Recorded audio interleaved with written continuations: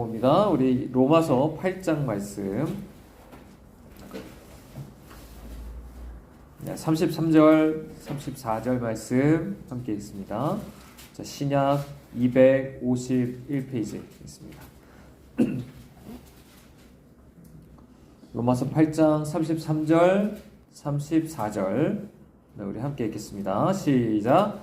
누가 능히 하나님께서 택하신 자들을 고발하리요 의롭다 하신 이는 하나님이시니 누가 정죄하리요 죽으실 뿐 아니라 다시 살아나신 이는 그리스도 예수시니 그는 하나님 우편에 계신 자요 우리를 위하여 간구하시는 자신이라.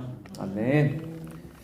네, 우리 지난 시간에 이제 우리가 얼마나 행함으로 의롭다함 받을 수 없는지 얘기했었고, 우리가 계속 의롭다함 받는 오직 믿음으로만 된다는 것에 대한 얘기를 해왔습니다. 자, 우리가 계속 우리가 칭의와 관련된 얘기를 하고 있는데요. 이 칭의라는 건 너무나도 사실 종교개혁자들도 중요했고, 또 그 전에 거슬러 올라가면 루터에게 있어서 제일 정말로 중요한 주제였었다라는 것들을 우리 보게 됩니다. 물론 이것에 좀 반대하는 사람들도 있어요. 바울한테는 다른 것들이 더 중요했다. 칭의는 그렇게 중요한 게 아니었다. 예를 들어 뭐 예수 그리스도와 함께 우리가 죽고 사는 문제, 그래서 그 안에 참여함으로 우리가 정말 주님과 같이 거룩하게 되는 것들, 이런 게 중요했다라고 하는 사람들도 있고요. 그래서 때로는 칭의라는 게 그래서 단순히 어떻게 그리스도인이 되는 게 아니라 뭐 그리스도인이 되는 거에 대한 문제다. 뭐 이런 얘기를 하면서 조금은 칭의가 그렇게 안 중요한 것처럼 얘기하는 것들이 있습니다. 물론 우리가 좀 생각의 차이는 있을 수 있지만 칭의 자체도 상당히 중요할 수 있다는 것을 우리가 좀 오늘은 함께 먼저 그 얘기를 함께 하려고 합니다.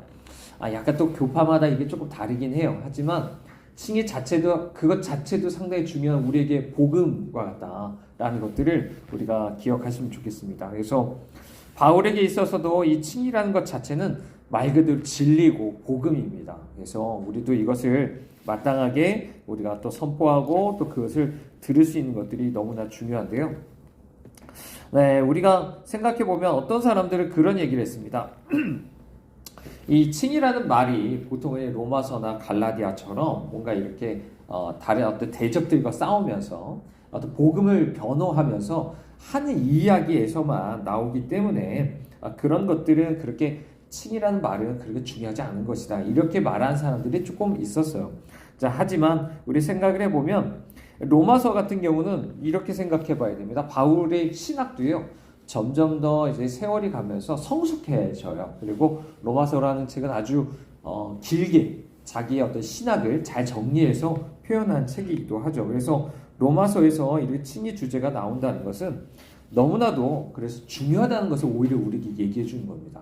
너무나 중요한 것이다. 사실 말 그대로 우리가 로마서 1장에서 3장, 4장까지는 그렇죠? 적어도 5장까지 쭉 길게 보면 이 모든 게 칭의에 대한 얘기인 거죠. 우리의 복음에 있어 첫 번째 우리가 주시는 복음이다라고 말할 수가 있습니다. 그래서 너무나 중요한 것이다. 그렇죠? 그 외에 물론 성결의 복음, 우리 흔히 얘기하는 성화의 복음에 대한 것도 중요하지만 그것이 있기 전에 먼저 뭐가 있어야 돼요? 칭의. 그죠? 칭의가 있어야 된다라고 할 수 있기 때문에 너무나 중요하다라고 말할 수 있습니다. 그리고 단순히 어떤 사람이 칭의를 아까 잠깐 얘기한 것처럼 단순히 교회 들어올 때 그리스도인이 됐다 이렇게 얘기하는 것으로 관련해서 그렇게만 이제 치부하는 사람들이 때리고 있지만, 기본적으로 칭의라는 것은 기본적으로 구원에 대한 겁니다. 그러니까 내가 하나님 앞에 구원 받는 거예요. 하나님 앞에 의로운 자로 서는 것과 관련되기 때문에 너무나 이건 중요합니다. 보통 그래서 칭의를 뭐하고 같이 연결시키냐면 죄사함, 그렇죠? 죄 용서받는 것과 이제 같이 이것들이 나오죠. 그렇기 때문에 너무나 중요한 이야기입니다. 이미 우리가 원시복음 창세기 3장에서도 얘기했었던 것처럼 죄 가운데 우리가 정죄함 받은 우리, 그죠? 그래서 벌거벗었다고 하는 우리에게 있어서 계속 양심이 찌르고 있는 우리에게 있어서 그런 우리를 정말로 편안하게 하고 예수 그리스도와 양심이 편안하게 하고 안식을 누리게 하고 다시 한번 하나님 앞에 나갈 수 있게 하고 이 모든 것들을 주는 게 칭의잖아요. 그렇기 때문에 칭의라는 건 너무나 중요하다라고 말할 수가 있습니다. 그래서 기본적으로 바울의 어떤 서신서 안에 얼마나 이런 것들이 많이 등장하는지 우리가 몇 가지 우리가 살펴볼 수 있는데요. 예를 들어 이제 고린도전서 1장 30절 말씀 같은 경우에는 이런 얘기를 하죠. 바울은 그리스도가 우리 의와 거룩함과 구속이다라고 얘기를 합니다. 그래서 그동안 이제 자신들이 어떤 세상적인 지혜 뭐 이런 것들로 이제 교만해져 있는 사람들에게 있어서 칭의를 마치 그것에 대한 해독제처럼 얘기를 한 것들도 우리가 나오고 있죠. 왜냐하면 기본적으로는 우리 안에 근본적인 죄 중에 하나가 뭐죠? 우리 안에 욕심이고 또 그와 관련해서 내 자신을 스스로 높이고 하나님을 더 이상 신뢰하지 않는 이런 것들이잖아요. 그래서 그와 관련해서 지금 해독제처럼 마치 주님이 우리 의다라고 말하는 것, 그죠? 내가 의롭다는 게 아니라 나에겐 의가 없고 주님만이 의롭다 이런 것들을 분명히 얘기하는 것은 이와 관련해서 너무나 중요한 것이다라고도 우리가 볼 수가 있습니다. 또 자, 고린도전서 15장 1절에 4절 말씀해 보면 이 바울이 또 자기가 선포한 복음을 잠깐 요약을 합니다. 간단해요. 우리 잘 아는 말씀이죠. 뭐죠? 예수 그리스도께서 나를 위해서 죽으셨다. 그리고 부활하셨다. 라는 얘기죠. 근데 이 얘기가 로마서 4장 25절 말씀이랑 연결해 보면 뭐죠?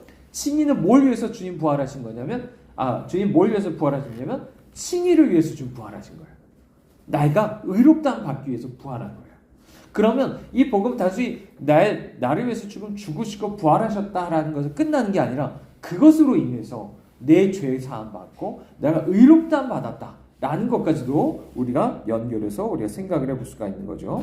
자, 그리고 나서 고린도후서 이제 3장에 보면은 바울이 자기 사역에 대해서 모세의 사역은 정죄의 직분인 것에 비해서 자신의 사역은 이제 의의 직분이라고도 말을 합니다. 그만큼 의에 대해서 계속 반복해서 이야기하고 있는 모습들도 우리가 말을 해주고 있죠. 이와 같이 바울에게 있어서는 아까 얘기한 것처럼 때로는 대적과 함께 변증적이거나 이러지 않고 때는 신앙 고백을 하는 어떤 말씀이 아니어도 얼마나 많이 의에 대한 얘기가 많이 나오는가 이런 것들을 우리가 볼 수가 있습니다. 그래서 그만큼 중요하다는 것을 우리가 기억하시면 좋겠고요.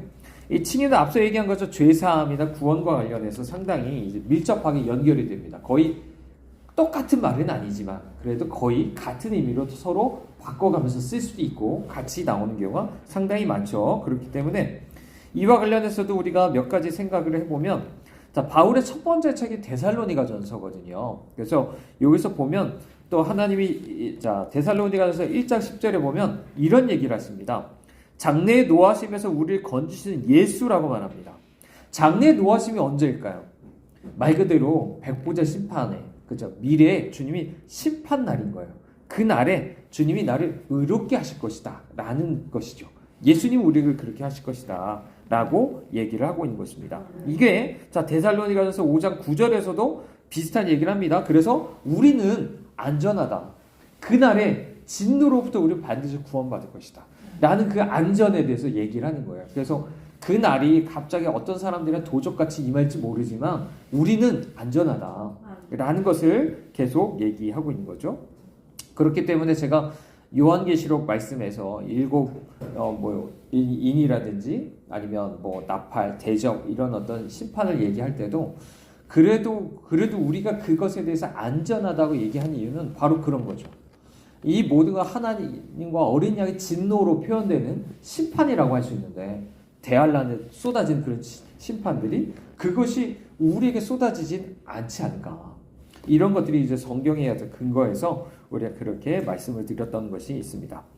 자, 로마서 4장 6절에서 8절 말씀도 마찬가지입니다. 여기에서 죄사함과 칭의가 상당히 여기서 연결돼서 나오는데요. 아까 얘기한 건 서로 겹쳐 있죠. 의미가 상당히 그런 얘기가 나오고요. 자, 그리고 나서 이제 6장에 보면 실제적으로 이제 또 아까 얘기한 예수 그리스도와 함께 죽고 사는 것과 관련해서 성화에 대한 얘기를 하고 있습니다. 하지만 이 칭의라는 것이 뭐냐면요. 말 그대로 예수 그리스도와 내가 죽고 사는 것과 관련해서 우리가 그것의 토대가 되는 게 칭의입니다. 이해되시죠? 내가 의롭다함 받은 사람들이 그것과 함께 예수 그리스도와 함께 내가 죽고 살았다. 이 판결이 그 안에 이제 있게 되는 것이고 실제적으로 그것이 내 안에 실제적으로 먼저 법정적으로 내가 의롭다함 받고 나서 실제 예수 그리스도와 함께 죽고 삶으로 인해서 의롭게 살아가게 되는 것이 시작되는 거예요. 그래서 칭의가 없이 그것도 있을 수 없다. 그만큼 칭의가 상당히 중요하다라는 것을 우리가 말씀드립니다. 자, 오늘부터는 이제 자세하게 이번 주 다음 주 정도 아니면 조금 한 주 더 정도 의에 대한 얘기를 우리 함께 그래서 공부를 조금 하려고 하는데요. 자, 먼저 우리가 의라는 말, 나중에 조금 의롭게 되다라는 말을 좀 배울 텐데 오늘 의라는 그 말을 함께 배우겠습니다. 먼저 구약에 나오는 것들을 보겠습니다. 의들, 그러니까 약간 복수죠. 그러니까 복수형으로 써 있는 것에 대해서 생각해 보면, 자, 이거는 이렇게 번역이 됩니다. 의로운 행위 또는 구원한 행위다라고 이제 표현이 돼요. 근데 이걸 뭘 가리키냐면요, 하나님이 당시의 백성들을 그들의 원수들에게서 구원해내는 것을 가리키는 게 바로 의예요. 주님은 당시의 백성을 구원하신다 라는 것이죠. 이게 그래서 사무엘상 12장 7절에 보면 사무엘이 이스라엘한테 그것을 잊어버렸다는 것을 책망을 합니다. 너네는 하나님 너네를 위해서 구원하신 그 일을 잊어버렸다 라고 얘기하는 거죠. 그래서 우리는 물론 그래서 이 사무엘이 얘기하는 것처럼 우리 기본적으로 기억하는 것이 너무나 중요합니다. 나를 위해서 행하신 일. 그게 꼭 내가 경험한 바가 아닐 수 있어요. 왜냐하면 이제 성경에 나온 것들을 보면 대부분 이것들이 하나님께서 구속사적인 역사 안에서 하나하나 사건들이 있잖아요.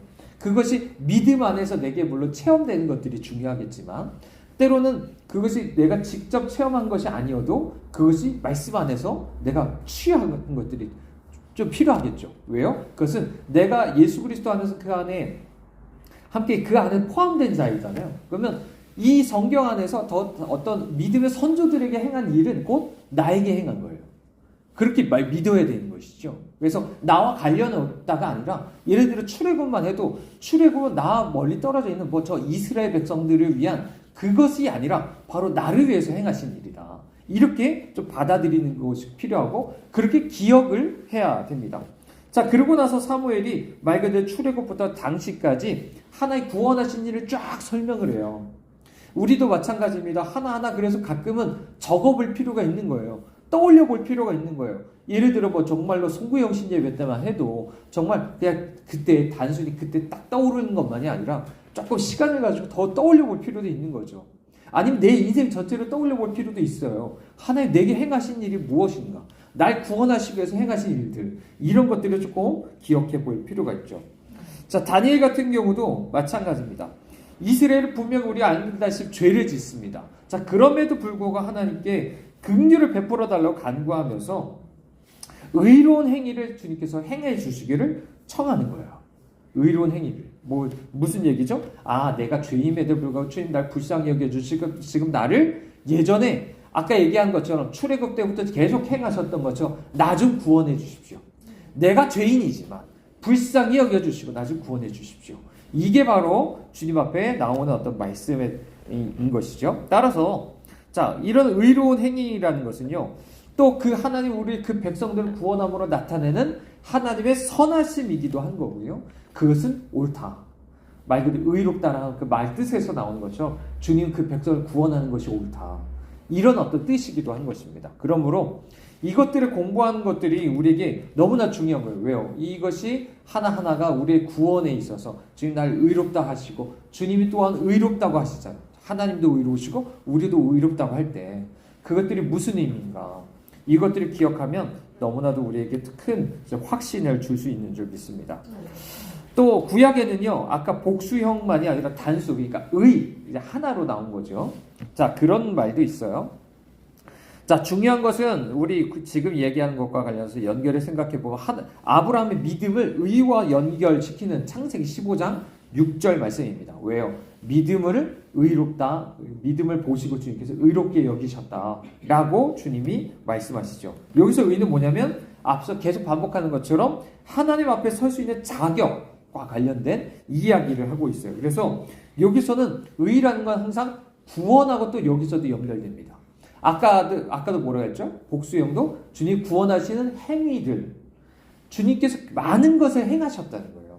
나를 위해서 십자가에서 죽으시고 부활하실 뿐 아니라 많은 것을 행하셨다. 그죠? 그런 것을 우리가 떠올려 주게 되고 여기서도 마찬가지입니다. 그래서 시편 32편 말씀에 보면 여호와여 내가 주께 피하오니 주의 의로 나를 건지소서. 주의 의로 나를 건지소서. 그죠? 의와 구원이 연결되는 거죠. 자, 또 마음이 정직한 자에게 주의 의를 베푸소서. 여기서 의라는 것도 뭐죠? 주님께서 우리에게 구원을 베푸시는 것과 연결해서 그 의를 베풀어 달라고 이야기하는 거죠. 또 자, 시편 98편 2절에 3절 여호와께서 그의 구원을 알게 하시고 그의 의를 문나라의 목전에서 나타내셨다. 구원과 의라는 게 상당히 이렇게 같이 나오죠. 거의 같은 뜻처럼 나오는 것들도 우리는 보게 됩니다. 자, 또 이제 시편 143편 1절에 보면 여호와여 내 기도를 들으시고 내 간구에 귀를 기울이시고 주의 진실과 의로 내게 응답하소서. 응답을 하시는데 뭐로요? 의로 응답하시나. 의로 응답하시고 내게 구원하시고 이 모든 것이 의다라는 것을 다시 한번 얘기합니다. 그렇다면 그 뜻이란 건 어떤 뜻이냐면 의라는 건 결국에 구원. 그죠? 주님께서 언약을 따라서 나를 사랑하시는 것. 그것을 따라서 여전히 신실하신 것. 그죠? 당시 우리 하나님으로서 신실하신 것들, 공의 이런 것들하고 다 연결해서 우리가 생각을 해볼 수 있다는 거죠. 그렇기 때문에 하나님의 의의가 드러난다는 것 결국에 그 무슨 말이냐면 앞서 얘기한 거 계속 구원하시는 거죠. 그 구원은 곧 또 뭐하고 연결되죠? 언약적으로 주님께 약속하신 것들을 결국에 다 이루신다는 거예요.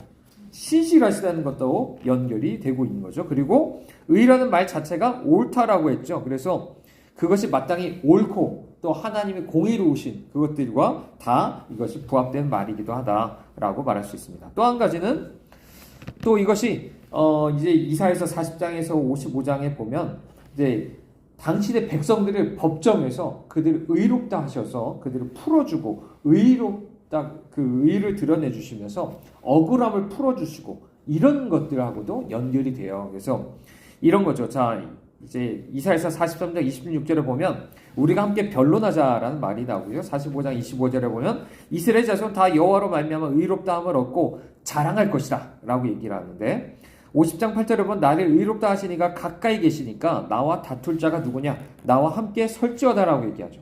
오늘 우리 함께 읽은 말씀도 마찬가지죠. 뭐라고요? 누가 능히 하나님이 택하신 자를 고발하겠냐?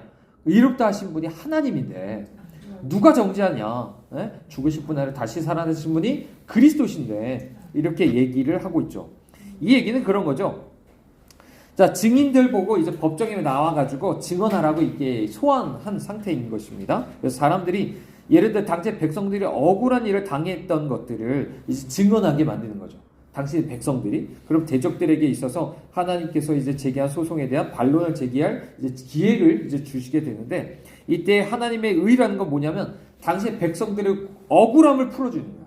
그리고 그 의를 드러내시는 것들. 그래서 그들이 마침내 재판장 앞에서 의롭다고 서게 만드시는 것들. 이라고 이제 표현을 할 수가 있는 것이죠. 그렇기 때문에 물론 이것은 물론 영적으로 우리가 이것들을 조금 더 먼저 우리가 해석을 할 수가 있겠죠. 이제 대적 사탄이 끊임없이 우리에게 방금 얘기한 것처럼 정죄하고 하겠지만 주님은 우리 억울함을 풀어주시고 우리 의롭다 하실 그 날을 우리가 바라보게 만든다라고 할 수가 있습니다. 하지만 그거 외에도 주님이 우리 백성들을 지금 얘기한 것처럼 우리를 위하시고 우리를 위해서 정말 심판장에서 우리를 위해서 좀 변호하시고 마땅히 우리 의를 마침내 드러내시겠다. 그죠? 일반적인 일과 관련해서도 우리가 그렇게 좀 적용해 볼 수 있을 것 같아요. 자, 이만큼 구원의 의라는 것도 언약하고 상당히 이제 밀접해 있다라는 것들을 볼 수가 있죠. 그래서 하나님께서 분명히 구원한 의라는 건 이제 언약하고 상당히 연결이 됩니다. 그래서 예를 들어 출애굽도 뭐죠? 우리가 그것을 구원의 가장 중요한 모델입니다. 그죠? 노아의 방주보다도 상당히 자세하게 나와 있죠. 정말 우리가 출애굽기 보고 있지만 이미 1장부터 시작해서 사실 어떻게 보면 그 완성이라고 하는 것은 여호수아 때까지 이제 이루어지는 거잖아요. 그렇기 때문에 엄청나게 많은 분량을 가지고서 그 구원에 대해서 설명을 하고 있는데 그것은 뭐냐면 우리 알다시피 아브라함과 이삭과 야곱에게 하신 언약을 주님이 성취하시는 거예요. 그죠? 나중에 바벨론에서 이제 흩어지고 나서 포로에서 돌아오게 하는 것도 뭘까요? 다 언약의 성취인 거예요. 나중에 또 예레미야서 30장에 33장 또 에스겔 36장에 37장 새 언약이 성취되는 것도 다 뭘까요? 그 안에서 우리 구원하시는 거 다 언약과 관련된 거다라고 우리가 다시 한번 볼 수가 있습니다. 그래서 분명 물론 우리가 방금 얘기한 것처럼 이제 하나님 언약과 관련해서 분명 신실하십니다. 이와 관련해서 의롭다는 본분들이 있어요. 하지만 또 동시에 우리가 기억해야 될 것은 뭐냐면 이 주님은 의라는 것은 항상 또 옳은 일을 주님이 행하신 것이다 라는 이야기도 우리가 늘 기억을 하셔야 됩니다. 그래서 주님께서 마땅히 그렇게 하시는 게 옳으신 것이죠. 이런 어떤 말도 우리 기억을 하실 수 있길 바랍니다. 자, 그럼에도 불구하고 우리가 조금 잘 못 받아들인 것 중에 하나는 뭐냐면 심판하는 의도 있다는 것도 생각해 봐야 돼요. 지금까지 우리가 얘기한 것은 하나님이 구원하는 의인 거죠. 의롭다고 할 때 주님은 당시 백성들을 구원하시기도 하는데 사실상 그분은 또한 심판도 하시는 의의가 있어요.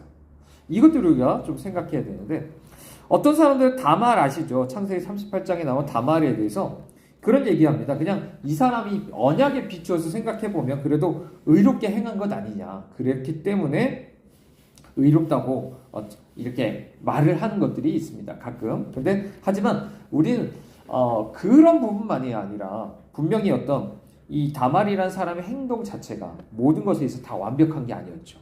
우리가 분명 도덕적인 어떤 법 안에서는, 기준 안에서는 잘못된 것들이 있다라는 것들을 우리가 알지 않습니까? 그래서 의라는 것은 뭐냐면 항상 도덕적인 규범, 어떤 기준이 있고 그거와 맞아야 되는 것들이 있죠. 그래서 자, 신명기 1장이나 16장 같은 데 보면 이제 재판관들이 항상 그 율법에 맞게 재판을 해야 됩니다. 그래야만 의로운 재판관이 되는 거죠.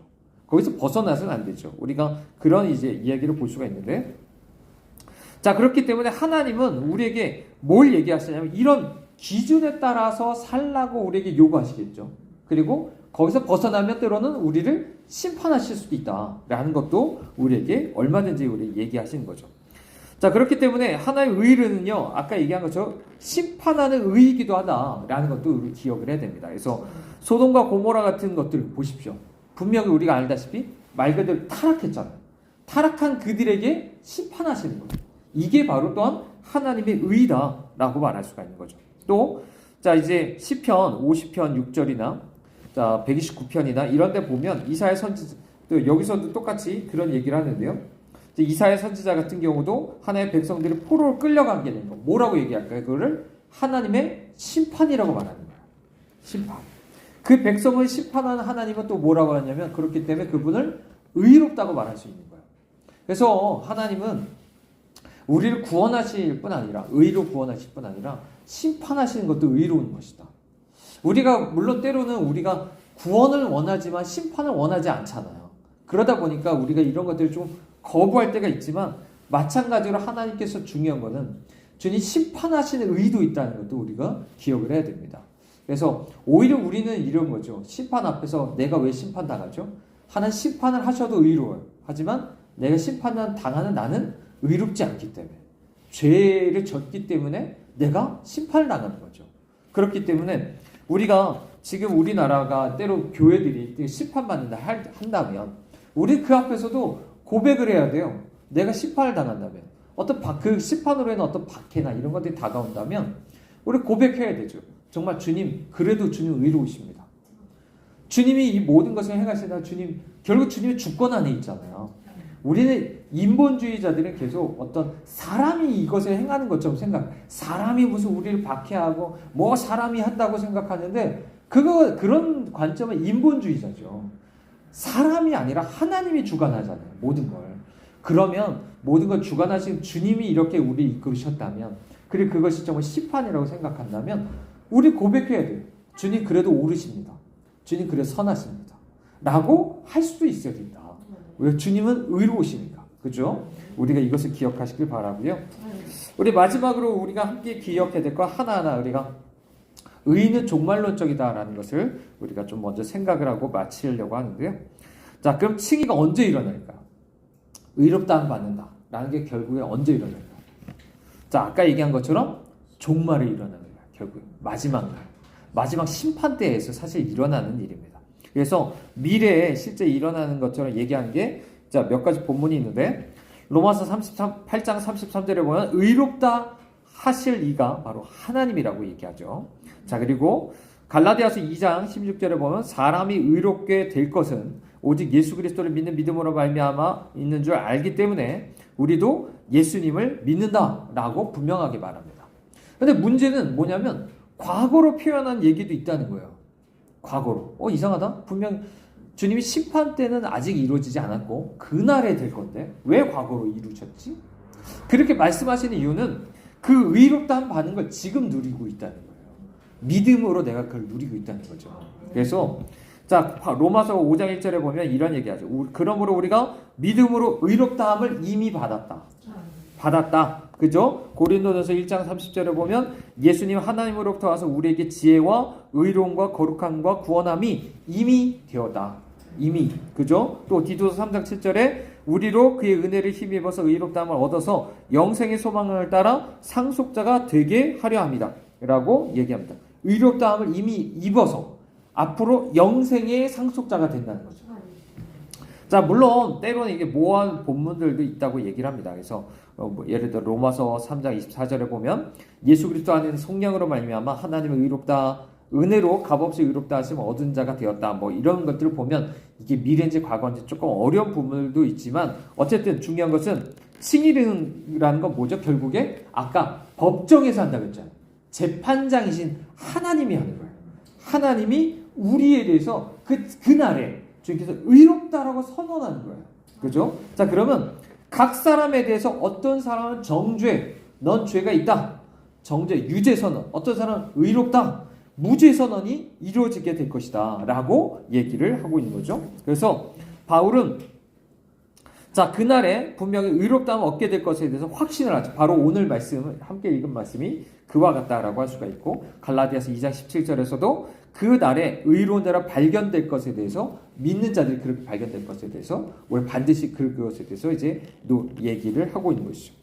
자, 이것에 대한 궁극적인 어떤 증거 중에 하나가 뭐죠? 아까 이제 디모데전서 3장 16절에서 얘기한 것처럼 부활이 우리의 증거입니다. 예수님이 부활하셨다. 그건 뭘 얘기하냐면 이미 내가 완전히 의롭다함 받았다 라는 것을 이미 우리에게 얘기를 해주고 있는 거예요. 뭐냐면 세상은 예수님에게 지금 뭐라고 하셨죠? 우리가 주기도문에서 외우는 것은 빌라도에게 고난을 받으사 이미 쉽게 말하면 정죄선언을 받은 거예요. 정죄선언을 받는 거예요. 내가 본래 받아야 될, 그죠? 하나의 법정에서 받아야 될 그 정죄선언을 예수님이 빌라도 앞에서 받은 거예요. 근데 하나님이 그것을 뒤집으신 거죠. 부활하게 함으로 말미암아 어떤 거죠? 예수는 의롭다라고 얘기를 한 것이고 그 얘기는 동시에 예수 그리스도를 믿는 자들에게 똑같이 우리에게 일어나는 거죠. 마지막 날에 이루어질 그 법정이 오늘 우리에게 믿는 자들에게 오늘 우리에게 들어오는 것이다. 앞당겨져서 미리 그것이 우리에게 침투해서 들어오는 것이다 라고 얘기를 하는 것이죠. 그래서 사망은 이미 패해졌고 예수 그리스도께서는 메시아로 하나님의 아들로 입증된다고 이제 로마서 1장에서 분명하게 얘기를 하고 있죠. 그래서 그것을 근거로 해서 로마서 4장 25절에 뭐라고 표현하는 겁니까? 우리가 죄사함 받았다. 의롭다함 받았다. 라고 우리에게 분명하게 얘기를 하고 있는 거죠. 그래서 믿는 사람은요. 이 현재에도 아까 얘기한 것처럼 마지막 때 그 심판 때 그 선고될 그것을 이미 우리는 그것을 내가 누리고 있는 거예요. 앞당겨져서 영혼 안에서 그것을 앞당기는 거죠. 그것을 내가 이미 누리고 있는 것이다. 다만 그날에 뭐죠? 그날에는 다만 온 세계를 향해 공적으로 선포가 이루어질 뿐인 거예요. 지금은 이미 우리에게 그것을 내가 현재적으로 그것을 내가 예수 그리스도 안에서 누리는 것이지만 그날은 모든 피조물에게 모든 사람들 앞에서 주님께서 외치는 거죠. 이 사람은 아무개 너는 의롭다. 모든 사람들이 듣도록, 그죠? 그날에 주님께서 우리를 부활하게 하시고, 의롭게 하시고, 하실 그날이 있을 거다라는 것들을 바라보게 만드는 것입니다. 그러므로, 약간 이런 것들을 생각해 보신 적은 없을 것 같아요. 그죠? 의라는 게 언제 이루어지는가. 근데 우리가 그것을 이미 우리가 의롭다함 받았다라고만 알았지만, 사실 그것은 나중에, 그죠? 법정적으로 그때 이루어질 일이라는 거죠. 우리가 그것을 확신하시면 좋겠어요. 그래서 그렇기 때문에 보통 지옥 안 간다는 이유는 바로 그런 거죠. 그 법정에서 의롭다함 받았기 때문에 그에 대한 형벌로서, 그죠? 우리가 어떤 지옥에 들어가서 불못에 던져져서 그렇게 우리의 형벌을 취하지 않을 것이다 라고 얘기를 하게 되는 겁니다. 로마 가톨릭의 문제점이 뭐냐면 이걸 몰라요. 그래서 지금 예수 그리스도의 부활을 믿는 것을 통해서 내가 오늘 칭의, 의롭다함 받았다는 것에 대해서 내가 확신을 받을 수 있다.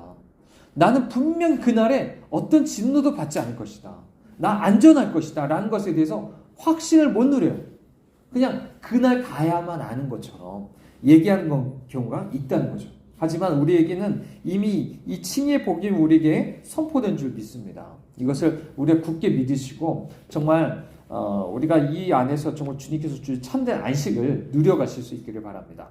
자, 오늘 말씀 우리 정리하겠습니다. 오늘 말씀을 통해서 우리가 얼마나 칭의가 중요한지 우리가 말씀드렸어요. 물론 우리 교단은 조금 성결에 대한 것이 강조가 있습니다. 이게 좀 역사적인 것도 있어요. 왜냐하면 처음에는 로마 가톨릭에서 나올 때 종교개혁자들은 이제 아까 얘기한 것처럼 행함으로 의롭다함 받으려는 게 강했잖아요. 가톨릭에서.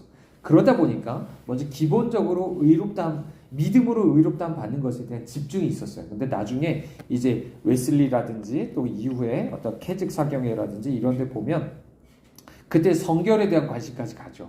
하지만 이것조차도 앞서 얘기한 것처럼 칭의가 기본이 돼야 되는 거죠. 기본이 돼야 되는 거예요. 그래서 우리가 이 안에서 먼저로 우리가 이것을 칭의라는 것조차도 우리가 사실은 경험되어야 될 필요가 있다고 봐요. 칭의라는 게 저 멀리 저 하늘에서 아니 저 영원에서 저 멀리 미래에서 법정적으로 주님 그날 나를 의롭게 하겠지가 아니라 실제로 의롭다 받았다는 그 복음이 내 안에 실제가 되는 건 너무나 중요해요. 왜냐하면 아까 얘기한 것처럼 내가 사실 이거 모르잖아요. 정말로 주님이 나를 흔들어 깨우시면 내 양심은 괴로울 수밖에 없어요. 나는 내 양심이 계속적으로 날 찔러대요. 하나님이 날 계속 찔러대요. 넌 죄인이야. 넌 그날에 넌 진노와 심판 아래서 넌 죽을 수밖에 없어. 이걸 계속 찔러대고 그래서 괴로워서 좀 죽을 것 같은 게 사실은 주님이 날 깨우시면 그렇게 돼요. 근데 그런 나에게 너는 예수 그리스도를 믿는 믿음 안에서 너 의롭다 받았다는 것은 분명한 변화가 있어요. 내 양심 안에 정말 그 전에 가질 수 없는 평안함과 기쁨이 있는 거죠.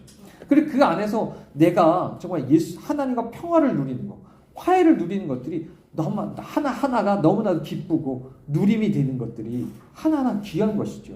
그래서 물론 우리가 나중에 예수 그리스도와 함께 죽고 사는 문제, 그 안에서 날마다 우리가 더욱더 주님을 닮아가는 것도 중요하지만 이것이 없으면 사실은 거짓이다라고 말할 수가 있고요. 칭의라는 게 여기서 여러분 단순히 그렇게만 생각하지 마시고 나 예수 믿고 나 의롭다함 받았고 나 천국 간다 라는 것이 정말 지적으로 나 그럴 거야 라고만 생각할 게 아니라 지금 정말 당장 나에게 주신 복음인 거예요.